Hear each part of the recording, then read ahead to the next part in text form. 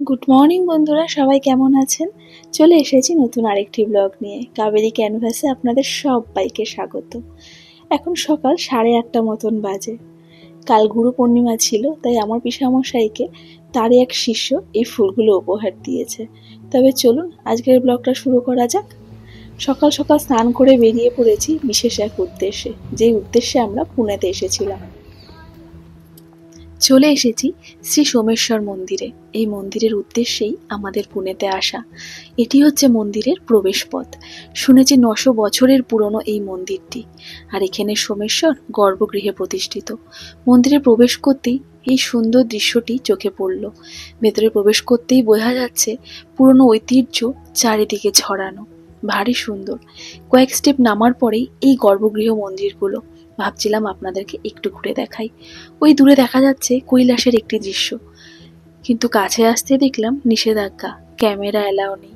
আর এখানে মহাদেব ধ্যানে মগ্ন। কৈলাস তো কখনো চোখে দেখিনি, ওই গল্পে শোনা আর কি।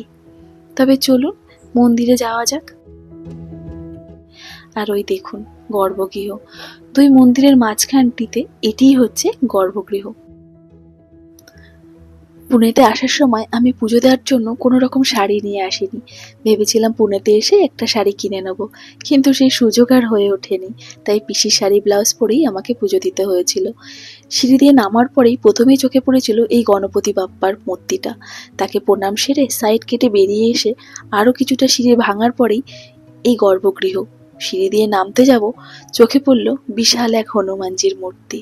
এটি ছিল হনুমান মন্দির। হনুমানজিকে প্রণাম সেরেই যখন গর্ভগৃহে প্রবেশ করলাম, চোখে পড়ল এই নন্দী মহারাজ। নন্দী মহারাজকে প্রণাম সেরে দেখুন নন্দী মহারাজের পাশ দিয়েই আমাদের ঢুকতে হবে ওই গর্ভগৃহে। একে একে অনেক বাধা আমাদের বেরোতে হচ্ছিল, এক একজনের থেকে পারমিশন নিয়ে তবেই গর্ভগৃহে প্রবেশ।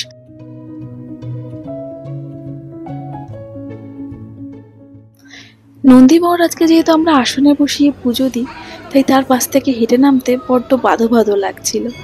আর এই দেখুন মজুমদার বাড়ির দুই জামাই, মজুমদার বাড়ির দুই মেয়েকে সযত্নে আগলে রেখেছে। নন্দী মহারাজের থেকে পারমিশন নিয়ে আমরা চলে এসেছি গর্ভগৃহের একদম কাছে। ওই যে দেখুন নীল জামা পরা ভদ্রলোক দাঁড়িয়ে রয়েছে, তার সামনে যে রেলিংটা, তার সামনেই রয়েছে গর্ভগৃহের নামার মেন রাস্তাটা। আর সর্বশেষ পারমিশন নেওয়ার পালা এই কচ্ছপ।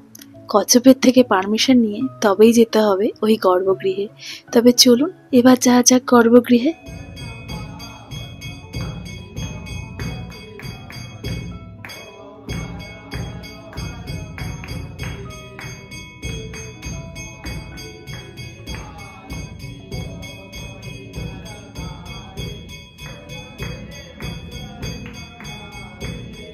দুই জামাই মিলে সযত্নে শিব ঠাকুর বরণ করছিল। পিসামশাই চাইছিল আমার ছানাটাও যাতে করে। ও তো ছোট্ট মানুষ, ও ধরতে পারবে না, তাই ওকে বলছিল ওর পাপার হাতটা ধরতে। পুজোটা কিন্তু আমরা বেশ সুন্দরভাবে দিয়েছিলাম সবাই মিলে অনেক দিন পরে। আর এই হচ্ছে মেন শিব ঠাকুরটা।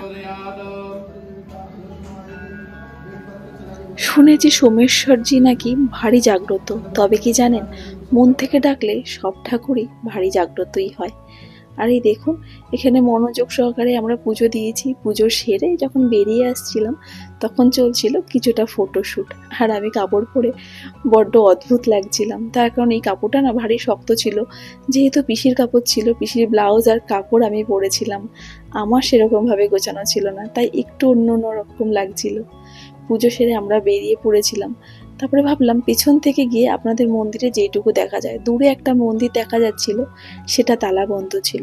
চলুন তো দেখি ভেতরে কি রয়েছে, দেখা যাক। দেখুন এখানে রয়েছে শিব ঠাকুর, যেহেতু সোমেশ্বর মন্দির। আর এদিকে পেছন থেকে কোনো একটা রাস্তা। চলুন এই মন্দিরের উপরে গিয়ে দেখা যাক এখানটায় কি রয়েছে। ঘুরিয়ে ঘুরিয়ে যেইটুকু সম্ভব সেইটুকু আপনাদের দেখানোর চেষ্টা করছি। এদিকে অনেক দরজা রয়েছে, তবে আমি জানি না, তাড়াহুড়ো করছি একটু দেখানোর জন্য। ছোটবেলায় সেই ছোট্ট ছোট্ট স্মৃতি হালকা হালকা যেন চোখে ভাসছে, পরিষ্কারভাবে কিছুই আমার মনে নেই। সিঁড়ি দিয়ে উঠতেই না সেই জায়গাটা যেখানটায় ছিল উপাস দিয়ে যে ক্যামেরা অ্যালাউ ছিল না, পেছনে তো কোথাও লেখা ছিল না ক্যামেরা অ্যালাউ নেই, তাই ক্যামেরা নিয়ে সোজা উপরে চলে এসেছি।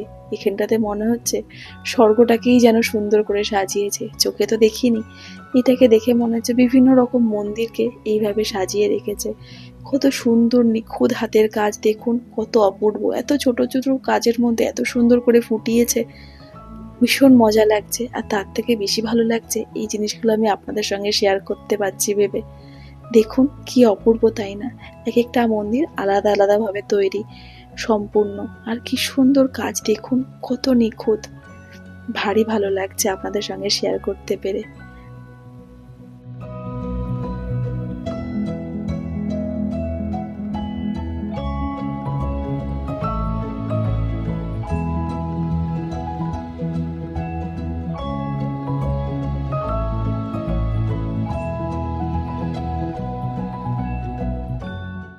পৌঁছে গেছি শেষ প্রান্তে, এবার বেড়ানোর পালা।